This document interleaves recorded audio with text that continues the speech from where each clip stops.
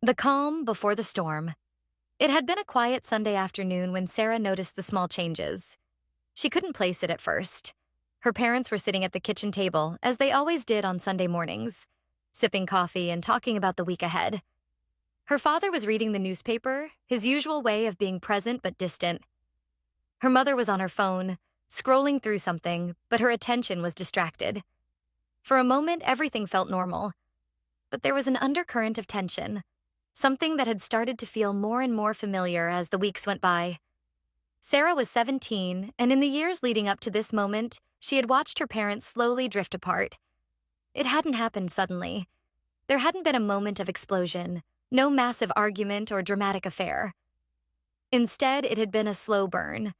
The affectionate gestures had lessened. The long conversations after dinner had stopped. The laughter, once a common sound in their home, had become a rare visitor. Her parents had always been the perfect couple in her eyes. They had met in college and married shortly after graduation. They had built a life together, their home filled with memories of vacations, birthday parties, and family holidays. Sarah often thought of their early years together with a kind of nostalgia, a time when everything seemed simpler, when her parents were the center of her world. But now, those memories seemed distant. As her parents' marriage faltered, Sarah found herself unsure of what to believe. She had overheard hushed conversations between her parents late at night, but she couldn't make out the words. She had seen them exchange angry glares, heard the coldness in their voices when they spoke to each other. Yet, there was never any mention of a divorce. Her mother often said, "It's just a phase," while her father would just remain silent, retreating into his thoughts. But the tension in their house was palpable, and Sarah knew something was coming. She just wasn't sure what. It was late October when the first real crack appeared. Sarah had come home from school to find her father packing a suitcase.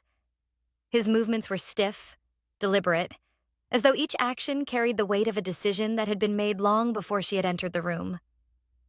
"Where are you going, Dad?" Sarah asked, her voice trembling. She had seen her father pack a suitcase only once before, when he went on a business trip. But this time there was no mention of meetings or work. It felt different, permanent even. Her father stopped what he was doing and turned to face her. There was a look in his eyes that she hadn't seen in years. Guilt, regret, and something else she couldn't quite name. "Sarah, honey, I'm going to stay with your uncle for a little while. Your mom and I need some space." The words didn't make sense. Her father had always been the steady one, the one who held everything together when things went wrong. But now he was standing in front of her, his face a mixture of sadness and resignation. "Why?" she whispered, feeling a lump form in her throat. "Why do you need space?" "I don't know," he said, running a hand through his hair. "Your mom and we're just not happy anymore." It was like a punch to the gut. Sarah had seen the signs, of course, but hearing the words spoken out loud was something entirely different. She stood there in the doorway, unable to speak. Her father's eyes flickered with emotion, but he didn't reach out to comfort her. He couldn't. "I'll be back in a few days," he said softly, but his voice lacked the certainty it once had. "We'll talk more when I get back." Before Sarah could protest, he picked up his bag and left the house, the front door closing with a finality that echoed through the walls. That night, her mother sat at the kitchen table, staring into her coffee cup. She didn't cry. She didn't scream. She just sat there, lost in thought. Sarah watched her from the doorway, unsure of how to approach her. Her mother had always been the stronger one, the one who held everything together when her father retreated into his work. But now, her mother seemed smaller, vulnerable in a way that Sarah had never seen before. "Mom?" Sarah's voice cracked as she spoke. Her mother looked up, her face weary. "What's happening? Why did Dad leave?" Her mother didn't answer immediately. She took a long breath, her hands shaking slightly as she set the coffee cup down. "Your father and we've been having problems for a long time. I didn't want you to know, but I think it's time to be honest with you." The words were like a floodgate opening, and Sarah felt a wave of emotion crash over her. "Is he coming back?" she asked, her voice barely a whisper, Voice barely. Her mother didn't answer, her gaze drifting to the window as if she were searching for something outside.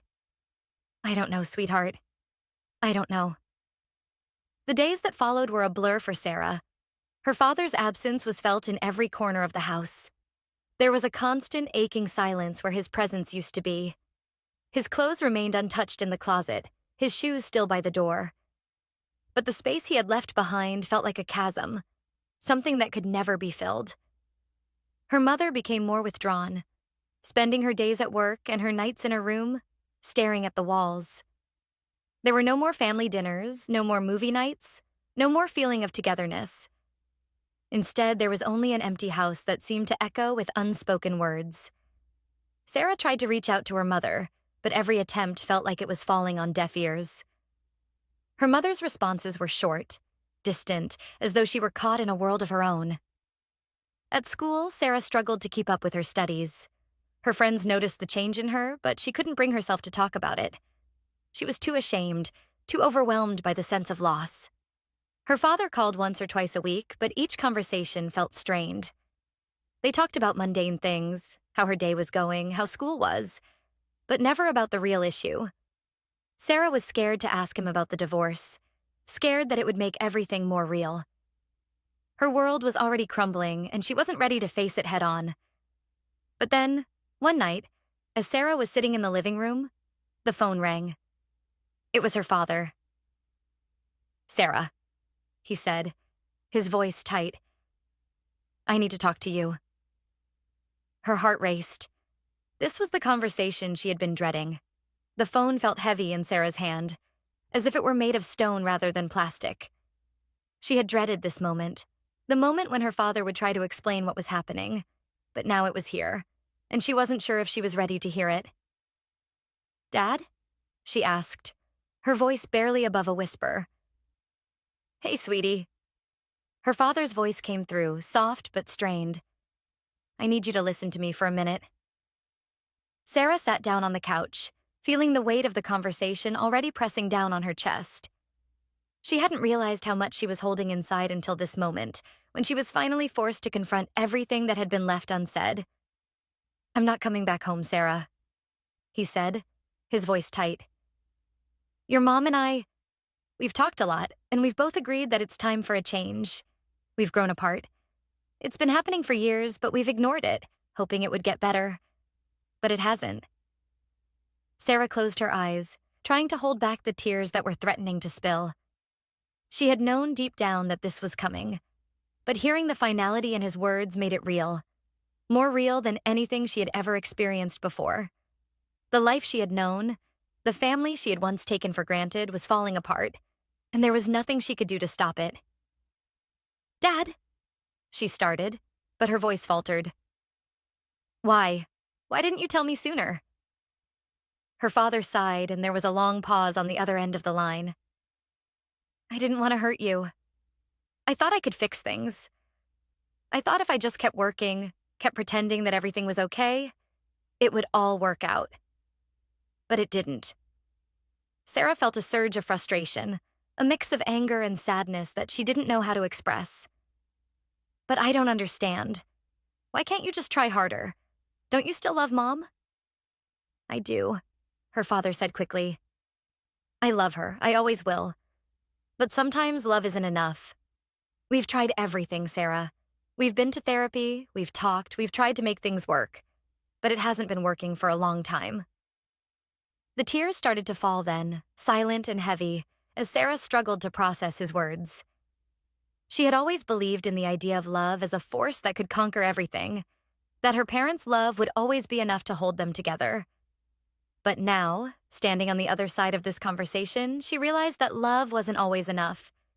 People could grow apart, no matter how hard they tried to hold on. "Dad, I don't know what to do," Sarah said, her voice trembling. "I don't know how to live in a world where you and Mom aren't together. I don't know how to handle this." Her father's voice softened. "I know, sweetie. I know it's hard. But we're still your parents, and we'll both still be here for you. We just won't be together anymore." It felt like a betrayal. All her life she had known that her parents were a team. They were a unit, a pair of people who had raised her together, who had made decisions together.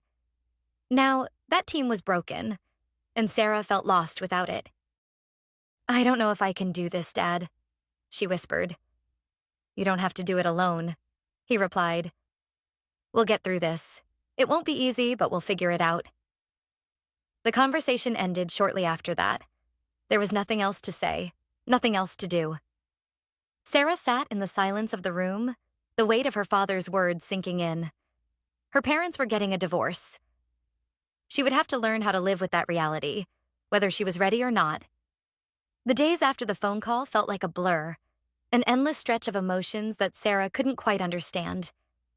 She spent more time than usual in her room, trying to escape the tension that had filled the house.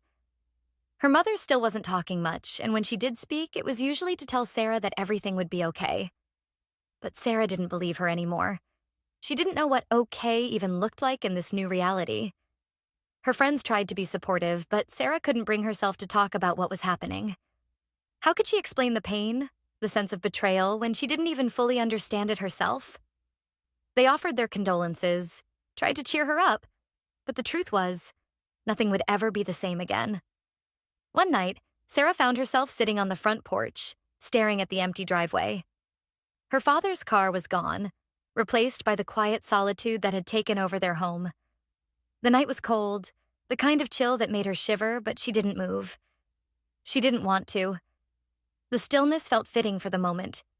Everything had stopped.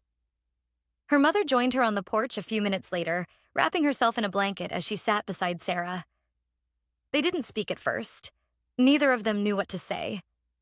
The silence between them was thick, heavy with the weight of everything unsaid. Finally, her mother spoke.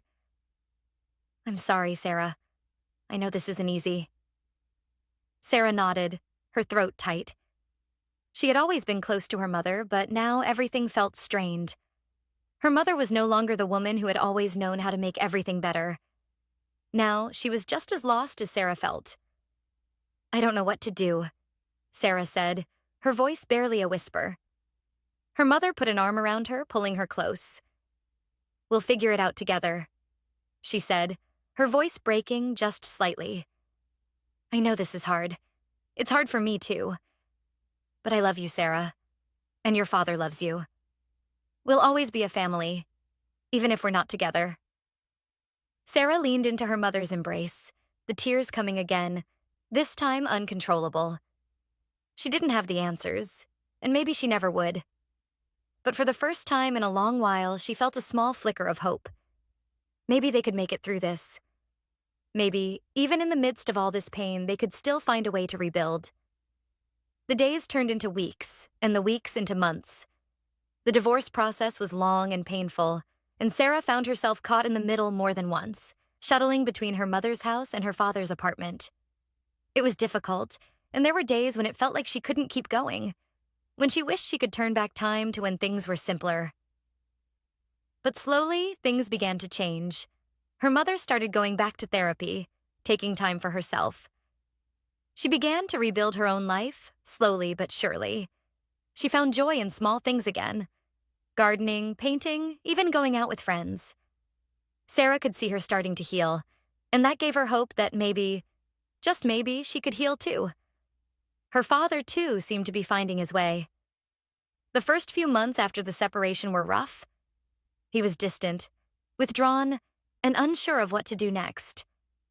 But gradually, he began to open up to Sarah more. They would have long conversations about life, about what had gone wrong, and about what they hoped for the future. It wasn't the same as before, but it was something. They were both learning how to be different people in a different world, but they were still family. And Sarah? She learned to navigate this new reality, one step at a time. She still missed the way things used to be, the way her parents used to laugh and love each other. But she learned that love didn't always mean staying together. Sometimes love meant letting go. The road to healing wasn't easy, and it wasn't quick. There were still moments of pain, moments when the weight of everything felt too much to bear. But with time, Sarah began to understand that this new chapter of her life didn't have to be defined by the pain of her parents' divorce. It was part of her story, but it didn't have to be the whole story. As the months went on, Sarah began to find her own way forward. She found solace in her friends, in her hobbies, and in her own growth. It wasn't perfect, and there were days when she still felt lost. But she wasn't alone anymore. Her parents were still there for her, in different ways, and that was enough to keep her going. And as for her parents, they found their own peace too.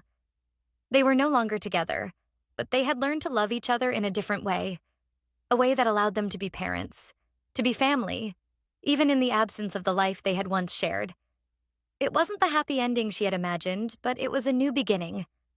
And in the end, that was all that really mattered.